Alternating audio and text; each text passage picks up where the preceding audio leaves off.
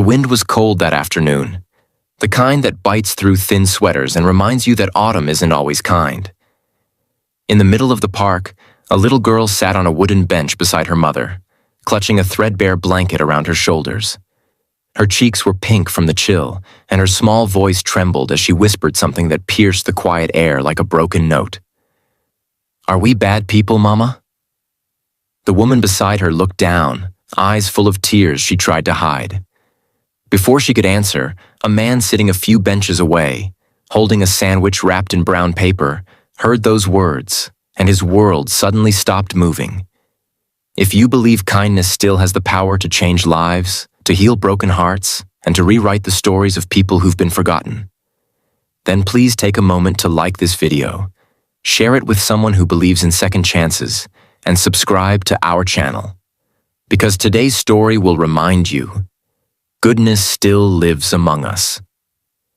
Ethan Cole had come to the park simply to eat his lunch in peace. A single father, he'd been juggling 2 jobs since his wife Claire passed away 2 years ago. His life revolved around his 7-year-old son Noah, and the little moments they managed to share between school, work, and exhaustion. But as he watched the mother and daughter on the bench a few yards away, he felt something stir deep inside him.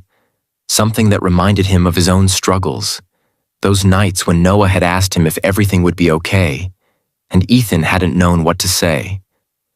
The woman, maybe in her late 20s, looked tired. Her sweater had small holes near the sleeves, her hair was tied up loosely, and her face carried the quiet pain of someone trying to stay strong for far too long. The girl, no older than 6, had innocent blue eyes that still held hope, even though life hadn't given her much reason to. Ethan didn't want to intrude, but he couldn't look away either. When the little girl asked that question again, this time louder, his chest tightened. "Are we bad people, Mama?" "Because nobody wants us anywhere." The mother's lips trembled as she pulled her daughter close. "No, sweetheart," she said softly. "We're just unlucky right now." She tried to smile, but her voice cracked at the edges. Ethan's grip on his sandwich loosened. He had heard many cries before. His own heart had wept for his wife countless nights. But something about that small, trembling voice broke him in a way he couldn't explain. He stood up and slowly walked toward them, uncertain of what he could even say. The mother looked startled when he approached, as if bracing for judgment. But Ethan's eyes carried nothing but concern. "Hi," he said gently, his voice careful. "I couldn't help overhearing. Is everything all right?" The woman hesitated, then nodded too quickly. "We're fine," she said, "just resting for a while." But her eyes betrayed her words. They were tired, scared, and wet with tears she couldn't stop. Ethan saw the worn-out backpack beside her feet, the half-eaten piece of bread in her daughter's hand, and realized that resting wasn't the truth. He sat down on the edge of the bench, keeping his distance. "I'm Ethan," he said quietly. "And that's a nice blanket you've got there," he added, smiling at the little girl. The child, shy but curious, looked at him and whispered, "It used to be my baby blanket. Mama says it's magic. It keeps me safe." Ethan nodded. "Then it's the best kind of magic." The mother's name, he learned, was Grace. She had lost her job 3 months ago when the diner she worked at shut down. Her landlord gave her 2 weeks to vacate, and with no family nearby, she'd been living in her car ever since. But last night, the car broke down completely. Now she and her daughter, Lily, had nowhere left to go. "I've been trying to find something, anything," Grace said softly, her voice trembling. "I just need one chance." Ethan felt his throat tighten. He thought of Noah, of how it could have easily been them if life had twisted another way. Without saying a word, he reached into his bag and offered them his sandwich. Grace shook her head. "We can't take that." "Yes, you can," Ethan said gently. "It's just a sandwich. I can get another one." Lily's eyes lit up when her mother finally accepted it. She took a small bite, and the way she smiled, it was as if she'd been given the world. Ethan sat silently for a while, watching them eat.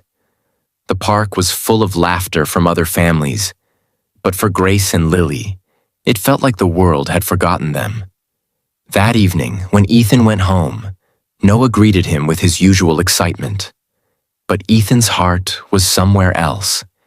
He kept thinking about that little girl and her mother, wondering where they would sleep that night. After Noah went to bed, Ethan sat by the window, staring at the quiet street outside. He remembered how people had helped him after Claire's death. Neighbors who brought meals, co-workers who covered shifts. Back then, he had promised himself that someday he would pay that kindness forward. Maybe this was his moment. The next morning, Ethan returned to the park with a thermos of hot cocoa and some breakfast sandwiches. Grace and Lily were there, sitting under the same tree. Their faces lit up when they saw him. He sat with them, shared breakfast, and listened as Grace told him about her life. How she had grown up in a small town, dreamed of becoming a teacher, but life kept knocking her down. "I just want to make sure Lily never feels unloved," she said quietly. "Even if I can't give her much." Ethan looked at her and saw the same resilience that had kept him alive after losing Claire. He couldn't let them slip through the cracks. That day, he called a friend who managed a small cafe nearby and asked if they needed help. Miraculously, there was an opening for a part-time waitress. Grace hesitated when he told her, but he smiled. "You said you just needed one chance, right?" "Take it." When she walked into that cafe the next day, she looked nervous, clutching Lily's hand tightly. But by the end of her first shift, she was smiling again for the first time in months. Ethan picked up Lily from the park and watched her draw pictures while waiting for her mom to finish. Slowly, what began as an act of kindness turned into something deeper, an unspoken connection between two broken souls trying to heal. Weeks passed, and life began to change. Grace found a small apartment with the money she earned, and Ethan helped her move in. Lily and Noah became inseparable. They played in the same park where they had first met. One evening, as the sun set and the sky turned gold, Ethan found himself sitting on that same bench again, watching Grace laugh with Lily. It was a sound so pure, so filled with life, that it brought tears to his eyes. But what truly stayed with him was the moment Lily looked up at him with her innocent eyes and said, "Mr. Ethan, Mama says you're our angel." He smiled and said, "Maybe we're all just angels for someone else, Lily." That night, Grace stood by the door as Ethan got ready to leave. "You didn't have to help us," she said softly. "But you did." "Why?" Ethan looked at her for a long moment. "Because once someone helped me when I thought I had nothing left," he said. "And because your little girl reminded me what real strength looks like." Tears filled her eyes. She stepped forward and hugged him tightly. It wasn't romantic, not yet. It was something more sacred. It was gratitude, humanity, and hope all woven together. Months later, Christmas lights glimmered across town.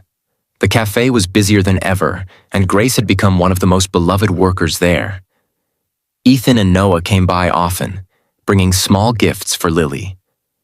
On Christmas Eve, as snow began to fall, Ethan invited them to spend the evening with his family.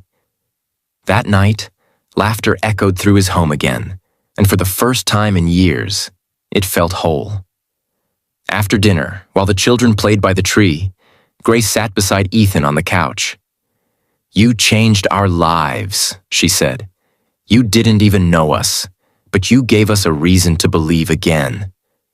Ethan shook his head. "You did that yourself," he said gently. "All I did was listen." Outside, snow covered the streets in a soft white blanket. The world seemed quiet and forgiving, as if every broken heart had found a place to rest. Grace looked at him and whispered, "You know what Lily asked me today?"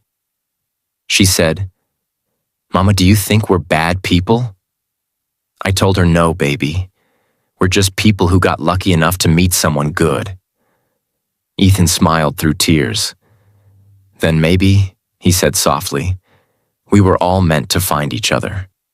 If this story touched your heart, please take a moment to like this video, share it with someone who needs to believe in kindness again, and subscribe to our channel for more stories that remind us of the beauty in humanity.